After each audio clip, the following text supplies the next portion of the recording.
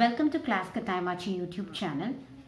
This is 12th Standard Accountancy Unit 2, Accounts of Not-for-Profit Organization. This is part 2 video. இதில் நாம Receipts and Payments Account இதை பற்றி தான் நம்ம பார்க்க போகிறோம்.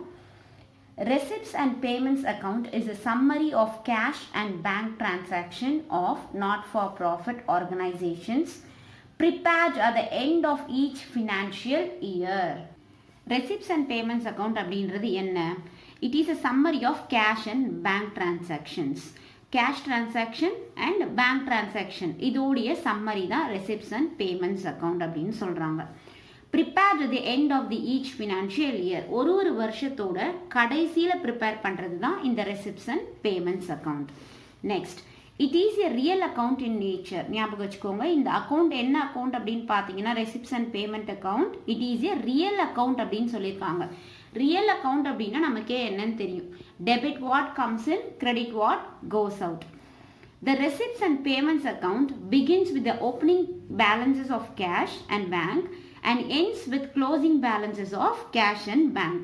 இது எல்லா அக்கௌண்ட்லுமே இருக்கிறது தான். இப்போ நம்ம ஒரு லெட்ஜர் போடுறோம் அப்படின்னா ஓப்பனிங் பேலன்ஸ் இருக்கும், ஆப்வியஸாக க்ளோசிங் பேலன்ஸும் இருக்கும். அப்போது இதே மாதிரி ரெசிப்ட்ஸ் அண்ட் பேமெண்ட்ஸ் அக்கௌண்ட்டோட ஓப்பனிங் பேலன்ஸ் கேஷ் பேலன்ஸாக இருக்கலாம், அப்படி இல்லை பேங்க் பேலன்ஸாகவும் இருக்கலாம், அப்படி இல்லைன்னா ரெண்டுமே சேர்த்தும் இருக்கலாம். To balance brought down, cash in hand, cash at bank அப்படின்னு கொடுப்பாங்க. ஸோ அதே மாதிரி தான் க்ளோசிங் பேலன்ஸஸும் வரும். சரிங்களா? All cash receipts are shown on the debit side and all cash payments are shown on the credit side of this account. கிளியராக கொடுத்துருக்காங்க பாருங்க. இது ஒரு ரியல் அக்கௌண்ட் அப்படின்னு சொல்லிட்டாங்க. Debit what comes in, credit what goes out. அப்போது debit what comes இன்ல என்ன வரும்? Cash receipts. நமக்கு வர வேண்டிய பணம் எல்லாமே நம்ம எங்கே போடுறோம்? டெபிட் சைடில் காட்டுறோம். நம்ம கிட்ட இருந்து வெளியே போகிற பணம் எல்லாமே கிரெடிட் சைடில் போகுது. சரிங்களா? All cash receipts and cash payments whether of capital or revenue nature will be recorded in the receipts and payments account. எல்லா கேஷ் ரெசிப்ட்ஸும் நமக்கு வந்த எல்லா பணமும் நம்ம கையிலேருந்து போகிற எல்லா பணமுமே என்ன பண்ணணும்? ரெக்கார்ட் பண்ணணும். அது கேபிட்டல் நேச்சராக இருக்கலாம், இல்லை ரெவென்யூ நேச்சராக இருக்கலாம். இப்போ உங்களுக்கே தெரியும் கேபிட்டல் நேச்சர் அப்படின்னா 11th ஸ்டாண்டர்ட்லேயே நீங்கள் படிச்சிருக்கீங்க. கேபிட்டல் அண்ட் ரெவென்யூ எக்ஸ்பெண்டிச்சர் அப்படின்னா என்ன அப்படின்றது. ஸோ கேபிட்டல் அப்படின்னா அது அப்பப்போ நடக்காது, வருஷத்துக்கு ஒரு முறை நடக்கிறது. ரெவென்யூ எக்ஸ்பெண்டிச்சர் அப்படின்னா அடிக்கடிக்கு, ரெவென்யூ நேச்சர் அப்படின்னா அடிக்கடிக்கு இப்போ 3 months ஒன்ஸ் இல்லை மந்த்லி ஒன்ஸ் அப்படி நடக்கிறது ரெவென்யூ இன் நேச்சர் அப்படின்னு சொல்லலாம். இப்போ ரெவென்யூ எக்ஸ்பெண்டிச்சருக்கு என்ன எக்ஸாம்பிள் கொடுக்கலாம்? எலக்ட்ரிக் பில் பே பண்ணுறது, டெலிஃபோன் சார்ஜஸ் பே பண்ணுறது. இதே வந்து கேபிட்டல் நேச்சர் அப்படின்னா இப்போ கேபிட்டல் பேமெண்ட் அப்படின்னா இப்போ நம்ம ஏதாவது ஒரு மிஷினரி வாங்குகிறோம் அப்படின்னா அது கேபிட்டல் எக்ஸ்பெண்டிச்சர் சொல்லலாம். இது நம்ம மந்த்லியோ இல்லை 3 months ஒன்ஸோ நம்ம மிஷினரி வாங்க மாட்டோம். ஸோ இது வந்து கேபிட்டல் ஆஃப் நேச்சர். ஓகேங்களா? They may be relate to the current year or the previous years or the subsequent year. இப்போ இந்த டிரான்சாக்ஷன் நடக்குது இல்லையா, cash receipts and cash payments, இது இந்த வருஷத்தோட டிரான்சாக்ஷனாக இருக்கலாம், இல்லை போன வருஷத்தோட டிரான்சாக்ஷனாக இருக்கலாம், அப்படி இல்லைன்னா அடுத்த வருஷத்தோட டிரான்சாக்ஷனாக கூட இருக்கலாம், சப்சீக்வெண்ட் இயர் தான் கூட இருக்கலாம். எல்லாமே நம்ம என்ன பண்ணணும்? கண்டிப்பாக என்டர் பண்ணணும். It means that irrespective of the period for which the amount is received or paid, it's recorded if cash is received or cash is paid during the year. இப்போ நான் இந்த வருஷம் இப்போ 2019ல் ஒரு அக்கௌண்ட் ப்ரிப்பேர் பண்ணுறேன். போன வருஷத்தோட அமௌண்ட் எனக்கு இந்த வருஷம் வந்திருக்கு. அதை நான் என்ன பண்ணணும்? என்டர் பண்ணணும். அடுத்த வருஷத்துக்கு அட்வான்ஸாக இந்த வருஷமே எனக்கு பேமெண்ட் பண்ணிட்டாங்க, அதையும் நான் என்டர் பண்ணணும். சரியா? இதுதான் வந்து receipts and payments account. And இதில் இன்னொரு இம்பார்ட்டன்ட் விஷயம் பாருங்கள். நான் cash items such as depreciation, outstanding expenses and accrued income R not shown in receipts and payments account. நான் கேஷ் ஐட்டம்ஸ் எதுவுமே இந்த அக்கௌண்ட்டில் நம்ம என்டர் பண்ணக்கூடாது. நான் கேஷ் ஐட்டம்ஸ்னால் எது? டெப்ரிசியேஷன், அவுட்ஸ்டாண்டிங் எக்ஸ்பென்சஸ், அக்ரூட் இன்கம். ஸோ இது எல்லாமே என்ன அப்படின்னு பார்த்தீங்கன்னா நான் கேஷ் ஐட்டம்ஸ். இந்த மாதிரி ஐட்டம்ஸ் மட்டும் இந்த ரெசிப்ட்ஸ் அண்ட் பேமெண்ட்ஸ் அக்கௌண்ட்டில் நம்ம என்டர் பண்ணக்கூடாது. புரியுதா? ஸோ இதுக்கு என்ன ஒரு விஷயம் நீங்கள் ஞாபகம் வச்சுக்கணும் அப்படின்னா, ரியல் அக்கௌண்ட் டெபிட் சைடில் என்னென்னலாம் நம்ம ரிசீவ் பண்ணியிருக்கோமோ எழுதிருங்க. கிரெடிட் சைடில் என்னென்னலாம் நாம் பே பண்ணியிருக்கோமோ அதை என்டர் பண்ணிட போகிறோம். அவ்வளோதான். ரொம்பவே ஈஸியான அக்கௌண்ட் இது. ஓகே, இப்போ ஒரு sum பார்த்துடலாம். Page number 43, illustration sum number 1. From the following particulars of Tamil Educational Society, prepare receipts and payments account for the year ended 31st March 2019 அப்படின்னு கொடுத்துருக்காங்க. நமக்கு என்ன கொடுத்துருக்காங்க? Particulars, rupees கொடுத்துருக்காங்க.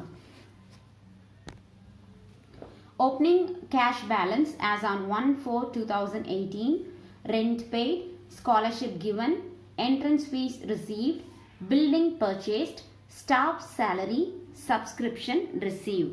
இப்போ நம்ம கொடுத்துருக்க ஐட்டம்ஸை யூஸ் பண்ணி நம்ம receipts and payments account prepare பண்ண போகிறோம். ஸோ இங்கே பாருங்கள், ஃபார்மேட் எழுதியிருக்கு. In the books of Tamil Educational Society, debit side, credit side, receipts and payments account for the year end 31st March 2019. So debit side la receipts rupees, credit side la payments rupees. Opening cash balance as on 1/4/2018. So இது வந்து என்ன கொடுத்துருக்காங்க? Opening balance அப்படின்னு கொடுத்துருக்காங்க. First அதை enter பண்ணிடலாம். To balance brought down cash in hand. So opening cash in hand எவ்வளோ கொடுத்துருக்காங்க? 18,000 கொடுத்துருக்காங்க. என்டர் பண்ணிடலாம். 18,000. நெக்ஸ்ட் பாருங்க, ரெண்ட் பெய்டு. ரெண்ட் பெய்டு அப்படின்னா cash goes out. So credit what goes out. சரிங்களா? அப்போ கிரெடிட் பண்ணிடலாம். Rent paid by rent paid 6,000. Okay. Next one, scholarship given. Again cash goes out by scholarship given. So the amount is 15,200. Okay. Next one, entrance fees received. இங்க என்ன கொடுத்திருக்காங்க? Received. அப்போ cash comes in. So the amount is 18,500. To entrance fees 18,500. Next amount, buildings purchased. நம்ம purchase பண்றோம், cash goes out இல்லையா? 2,10,000. அப்போ அதை என்ன பண்ணிடலாம்? Credit பண்ணிடலாம். By buildings purchased 2,10,000. Next, staff salary. Again it's an expenditure, 55,000. By staff salary 15,000.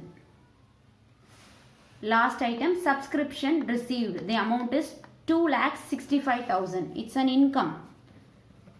To subscription received. எவ்வளோ amount? 2,65,000. Okay. So இது total 3,01,500. Debit side தான் ஹையராக இருக்கு. இப்போ இந்த அமௌண்ட் எல்லாத்தையும் ஆட் பண்ணி இந்த 3,01,500 நம்ம மைனஸ் பண்ணோம் அப்படின்னா நமக்கு கிடைக்கிற அமௌண்ட் தான் வந்து நம்ம என்ன சொல்கிறோம்? க்ளோசிங் பேலன்ஸ் அப்படின்னு சொல்கிறோம். By balance carried down cash in hand. The amount is 15,300. இதுதான் closing balance for the year. சரியா? Question number 2. From the following particulars of Trichy Educational Society, prepare receipts and payments account for the year ended 31st December 2018. Opening cash balance as on 1/1/2018. Investments made, honorarium paid, donation received, audit fees paid, locker rent received, sale of furniture, general expenses, postage, subscription received. இப்போ கொடுத்துருக்க ஐட்டம்ஸை use பண்ணி நம்ம என்ன பண்ண போகிறோம்? Receipts and payments account prepare பண்ண போகிறோம். Okay. In the books of Trichy Educational Society, receipts and payments account for the year end 31st December 2018. So debit side receipts, credit side payments. இப்போ ஒன்று எடுத்து போஸ்ட் பண்ணிடலாம். First item என்ன கொடுத்துருக்காங்க? Opening cash balance as on 1/1/2018. To balance brought down. என்ன balance அது? நம்ம கிளியராக கொடுத்துருக்காங்க, கேஷ் பேலன்ஸ் அப்படின்னு. Okay. So cash balance the amount is 20,000. Okay. Investments made, அப்போ cash goes out by investments 80,000. Honorarium paid. இந்த honorarium paid அப்படின்றது வந்து it's a revenue expenditure. Anyhow we are paying it இல்லையா, so it has to be credited. By honorarium paid the amount is 3,000. Donation received, அப்போ cash comes in. To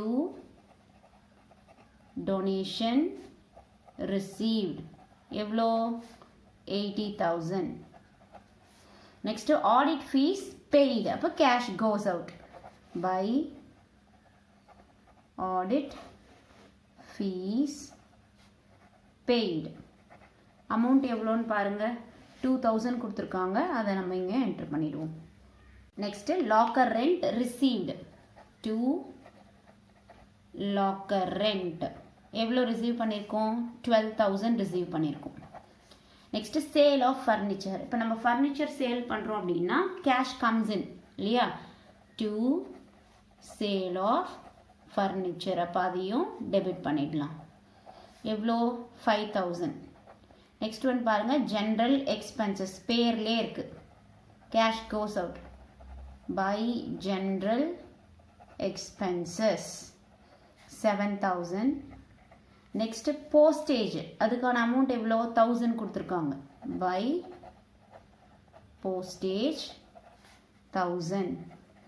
next லாஸ்ட்டாக பாருங்கள், subscription received. சப்ஸ்கிரிப்ஷன்னா சந்தான்னு சொல்லியிருக்கேன், அப்போது சந்தாவை receive பண்ணுறாங்க, அப்போ cash comes in 10,000 எழுதணும். To subscription received 10,000. ஓகே, இதோட டோட்டல் போட்டுடலாம். 1,27,000. இங்கேயும் அதே டோட்டல் எழுதிடுறேன். இப்போ நம்ம இது எல்லாத்தையும் ஆட் பண்ணி இந்த 1,27,000 மைனஸ் பண்ணோம் அப்படின்னா we get 34,000. இந்த 34,000 என்னன்னு சொல்கிறோம், by balance carried down. So இது என்ன பேலன்ஸ் அப்படின்னு பார்த்தீங்கன்னா கேஷ் பேலன்ஸ். சரியா, தி அமௌண்ட் இஸ் 34,000. புரியுதுங்களா? ரியல் அக்கௌண்ட்டோட ரூல் என்னவோ அதை வச்சு தான் நம்ம இந்த அக்கௌண்ட் போட போகிறோம்.